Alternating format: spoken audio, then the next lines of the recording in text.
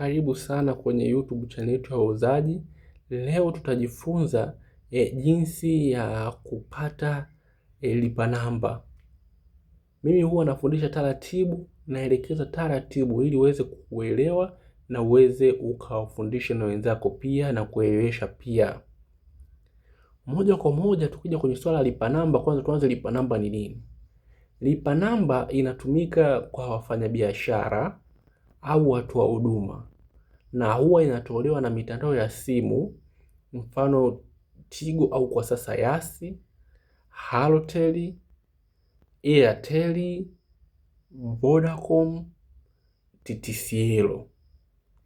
Lipa namba inasaidia, ujue zamani wafanyabiashara walikuwa wanapokea ile pesa kupitia line yao ya namba ya kawaida ya simu, lakini baadaye wakaja wakatafakari kwa nini tusiwe na wao wasiwe na lipa namba ili kuwezesha kutuma kwa haraka kwa wafanyabiashara.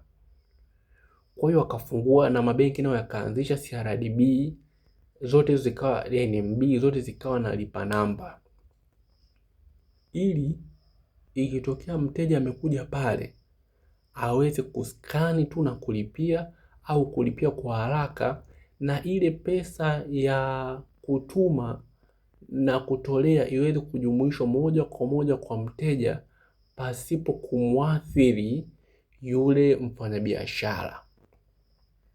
Yaani hapo namaanisha kwamba mfanyabiashara yeye atapata pesa yake kama ilivyo. Kwa kama mteja utalipa kwa mfanyabiashara ataenda kuitoa ile pesa yote kama ilivyo, na ni chapu kwa haraka bila changamoto. Sasa inakuja wewe mteja, lipa namba unaipataje?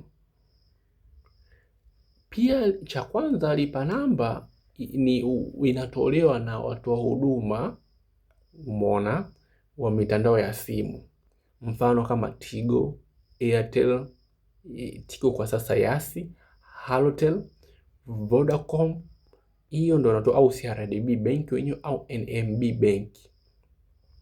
Moja kwa moja ili kurahisisha, inabidi uwe na namba yako ya simu ambayo ya mtandao husika, uwe na, hata kama hauna namba ya simu watakupa maelezo mengine wao wenyewe, uwe na kitambulisho chako cha NIDA na chochote utakachodai, mfano akidai kopi ya TIN namba yako pia uwe nayo, japo hiyo nao watakwambia kutokana na matakwa yao wenyewe, maana tayari wana vigezo na masharti yao binafsi ambao tayari washatengeneza.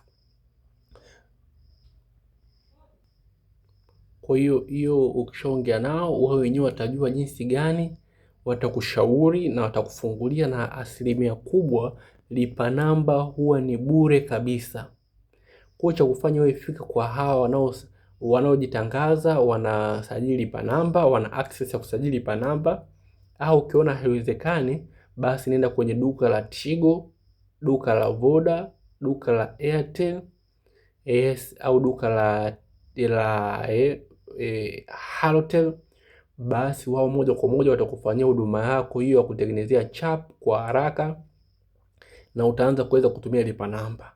Maana mfanyabiashara bila lipa namba itakuwa na kuumiza sana, na lipa namba ni muhimu kwa kila biashara, kwa sababu hata serikali imeipitisha na wamejadiliana, wameona itasaidia watu wafanyabiashara au watu wa huduma.